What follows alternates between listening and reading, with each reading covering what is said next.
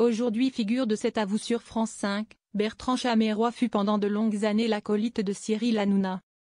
En 2012, le chroniqueur débarque dans Touche pas à mon poste pour tenir une chronique quotidienne.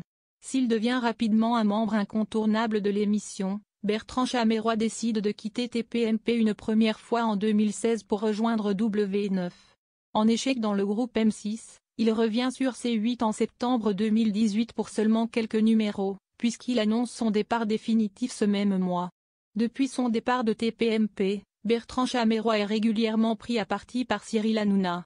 Le 28 février dernier, juste avant la fermeture définitive de C8, l'animateur avait encore affiché sa déception vis-à-vis de son ancien chroniqueur, Bertrand Chameroy. C'est celui qui m'a le plus déçu.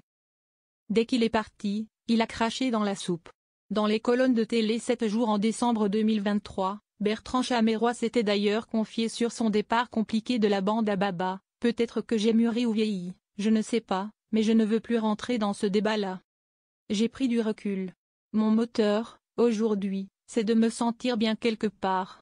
J'ai besoin de travailler dans un environnement sain, qui permet d'être créatif et de s'amuser, avec des gens qui ont les pieds sur terre, comme dans cet avou. Ce dimanche 20 avril, Bertrand Chameroy est revenu sur sa relation plus que tendue avec Cyril Hanouna depuis la fin de leur collaboration en marge d'un entretien pour la Tribune dimanche.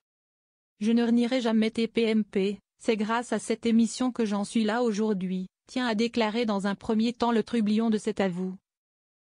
Avant de se prononcer sur les attaques à répétition de Cyril Hanouna à son encontre, mais j'estime avoir le droit de ne pas être d'accord avec l'orientation qu'elle a prise. À noter que est dans cette interview que Bertrand Chameroy révélait souffrir de dépression, le poussant à sa santé de cet avou sur France 5.